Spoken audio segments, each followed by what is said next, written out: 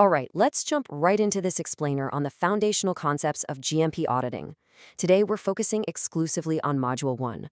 We're laying down the absolute crucial groundwork for understanding what a GMP audit actually is, why it exists in the first place, and how it really serves as a proactive shield to protect both your patients and your business. Now, we aren't going to get bogged down in the deep regulatory frameworks or specific auditor skills today. Those are for later modules. Instead, we're building a rock-solid understanding of the auditor's true role in compliance and product quality. So here's our roadmap for today. We've got Section 1, the truth about audits. Section 2, why auditing really matters. Section 3, the power of self-inspection. Section 4, the auditor's superpower, independence. And finally, Section 5, real-world audit risks. Okay, let's kick things off with Section 1, the truth about audits. At its core, a GMP audit is an independent, systematic, and documented examination of quality practices against a defined reference.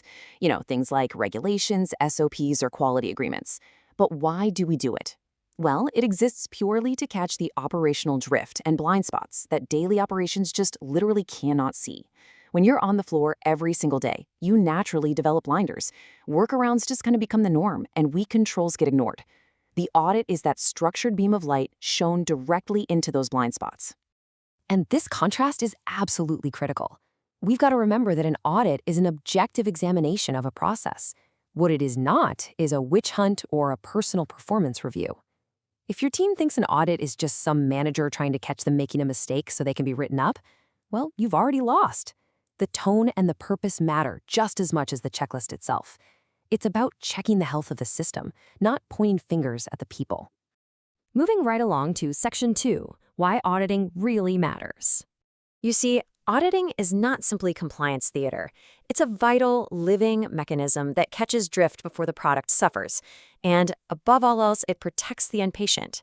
It gives leadership the honest, unvarnished truth about whether their documented systems are actually working out there in reality. This gives you true quality management system assurance. It essentially keeps your house in order at a totally foundational level. And hey, auditing isn't just some necessary cost center either. It can actually be a massive commercial advantage. Take this 18 million euro figure from a mid-sized pharma company.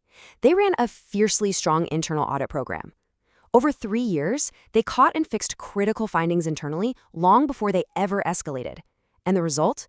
Totally flawless operations that actually unlocked an 18 million euro tender win, where having a robust internal system was a strict qualifying criterion.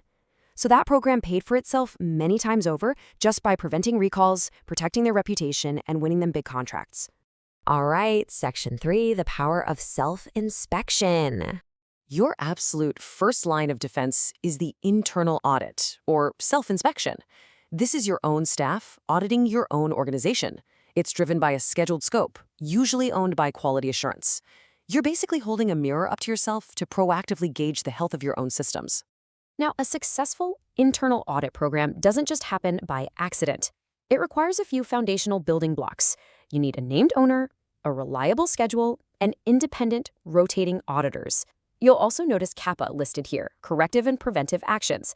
Now, we are going to dedicate entirely separate modules to exactly how CAPA's scheduling and reporting work. But for now, just know that without actively fixing the findings you uncover, the whole system just falls apart. Which perfectly sets us up for Section 4, the auditor's superpower, independence. Independence is an auditor's true superpower. If an auditor is checking their own team's work, objectivity is entirely lost. It's just human nature, right?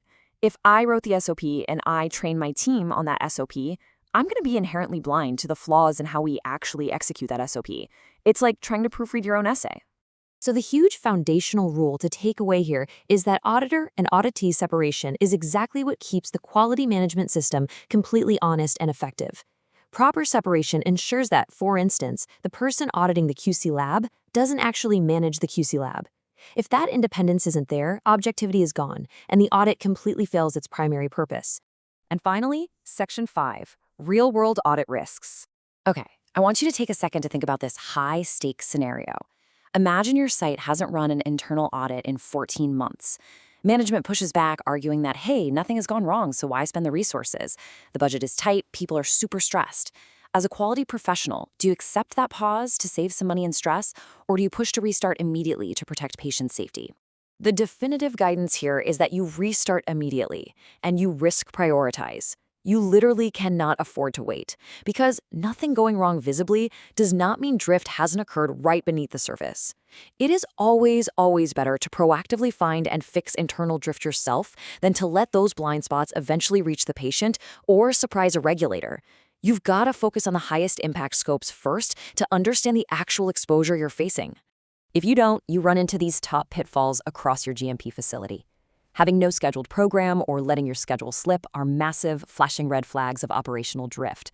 But honestly, the most dangerous pitfall of all is audit theater. This is where these brilliant, thorough reports are written up, but the actions are just never closed. Again, we're going to dive way deeper into audit reporting and execution in later modules, but for today, just remember, findings without closure are simply risks that are guaranteed to repeat next year. So, as we wrap up this explainer on the absolute foundations of GMP auditing, I really want you to ask yourself this critical question about your own day-to-day operations. Is your internal audit program acting as a proactive shield against drift, or is it just compliance theater? Think about how you can apply this foundational mindset of real independence and systematic checking to truly safeguard your product. Because at the end of the day, an audit isn't just a regulatory hurdle you have to jump over, it's the very heartbeat of a healthy quality culture. Thanks so much for learning with me today, and keep asking those right questions.